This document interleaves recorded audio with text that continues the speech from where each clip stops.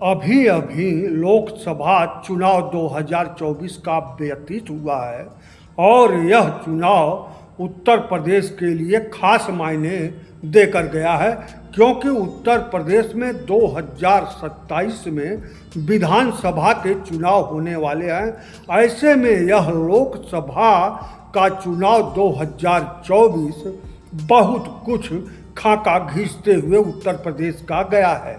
अब उत्तर प्रदेश में दो बड़ी पार्टियां इसीलिए मैं कह रहा हूं कि सत्ता में भारतीय जनता पार्टी है, लेकिन लोकसभा चुनाव में समाजवादी पार्टी नंबर 1 की पार्टी उभर कर सामने आई है। ऐसे में 2027 में क्या स्थिति होगी उत्तर प्रदेश में और इस समय क्या स्थिति चल रही है, उसका पूरा विश्लेषण आप सुनिए। जो बात मैं कहने जा रहा हूँ उसको सब लोग जानते हैं, लेकिन कहता कोई नहीं, क्योंकि जो सब जानते हैं उसको कहने की कोई ज़रूरत कोई महसूस नहीं करता, या जो इतने दिनों से 75 सालों से जो चला आ रहा है, इस दौरान एक अलग तरह की समस्या उभर कर आई है सामने, और जो समस्या उभर कर सामने आई है वह समस्या अभी किसी को दिखाई नहीं देता। क्यों नहीं दिखाई देता? क्योंकि अभी वह संपूर्ण समस्या बनी नहीं है। ऐसे में जो समस्या है वह उसका थोड़ा सा प्रारूप 2024 के इस चुनाव में दिखाई दिया है, और 2027 के चुनाव में उत्तर प्रदेश में वह साफ तौर पर एक निर्णायक भूमिका अदा करेगा। आप इस विश्लेषण को पूरा सुनिए, तब आप समझिए और आपको उत्तर प्रदेश में 2027 के विधानसभा चुनाव में कौन सी सरकार बनेगी इसका थोड़ा थोड़ा अंदाजा हो जाएगा। हालांकि 2.5 साल का लंबा वक्त बीच में है, इसमें तमाम परिवर्तन अभी हो सकते हैं, लेकिन फिलहाल की स्थिति का पूरा विश्लेषण सुन लीजिए। 2027 में उत्तर प्रदेश में विधानसभा चुनाव होना है और 2024 का लोकसभा चुनाव में उत्तर प्रदेश में जो तस्वीर उभर कर सामने आई उसमें समाजवादी पार्टी नंबर 1 पर है। 24 के लोकसभा चुनाव के समय पूर्वी उत्तर प्रदेश में जो उभर कर सामने आया वह था जातिगत आधार पर खड़े नेताओं का अपनी जात से पकड़ का गायब हो जाना। सीधे तौर पर अपना दल की नेता अनुप्रिया पटेल की पकड़ कुर्मी जात पर कमजोर पड़ी तो ओम प्रकाश राजभर जाति पर कमजोर पकड़ रही। वहीं संजय निषाद की पकड़ एकदम नहीं दिखी निषाद जाति पर। ऐसा नहीं है कि यह स्थिति केवल पूर्वी उत्तर प्रदेश में रहा, पूरे उत्तर प्रदेश में ऐसा ही नज़ारा दिखा। यहाँ देखना यह जरूरी है कि यह जातिगत नेता उभरते आखिर कैसे हैं, तो जाहिर है विरोधी बातों से ऐसे जातिगत नेता उभरते हैं।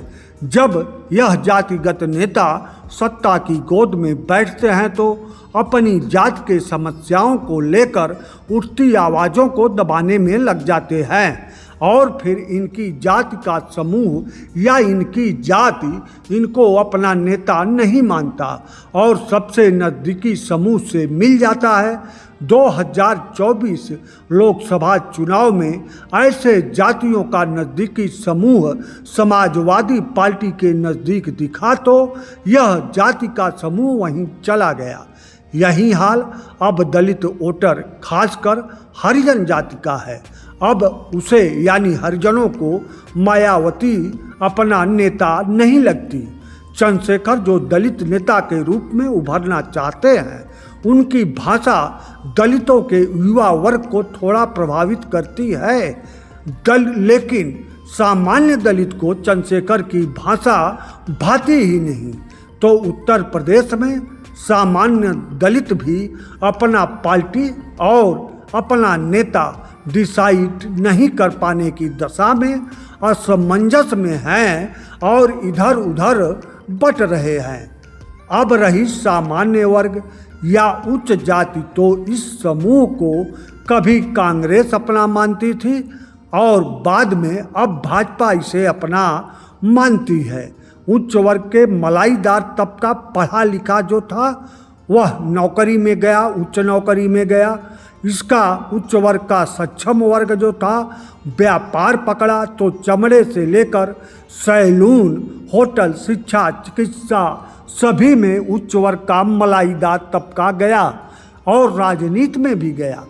लेकिन उच्च वर्ग का जो निचला खटाईदार तबका है वह रोजई मजदूर हो गया, मतलब रोज कमाना और रोज खाना। उच्च वर्ग का खटाईदार तबका भी अब तादाद में बहुत हो गया है और इस खटाईदार तबके का कोई नेता नहीं है और यह खटाईदार तबका सरकार को अपना दोषी मानता है। ऐसे में यह खटाईदार तबका पिछड़ी जाति के खटाईदार तबके के साथ नज़दीक हो रहा है। पिछड़ी जाति का मलाईदार तबका जो है वह अपने खटाईदार तबके से दूरी बढ़ गया है। बढ़ जाने से जातियों के नेता धीरे धीरे अब अप्रासंगिक हो रहे हैं।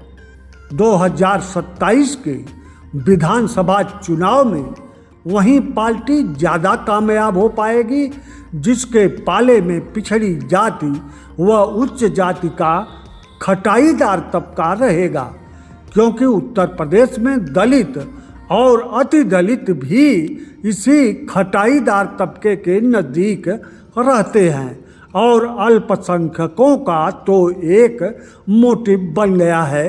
अल्पसंख्यक तबका एक तय मापदंड बना चुका है। हाल फिलहाल उत्तर प्रदेश में पार्टियों का नज़रिया वही पुराना है। किसी पार्टी के एजेंडे में खटाईदार तबका है ही नहीं। ऐसे में यह 2.5 साल बहुत महत्वपूर्ण है सत्ता पक्ष और विपक्ष के लिए। अभी के हालात में संपूर्ण बहुमत किसी के पक्ष में नहीं है।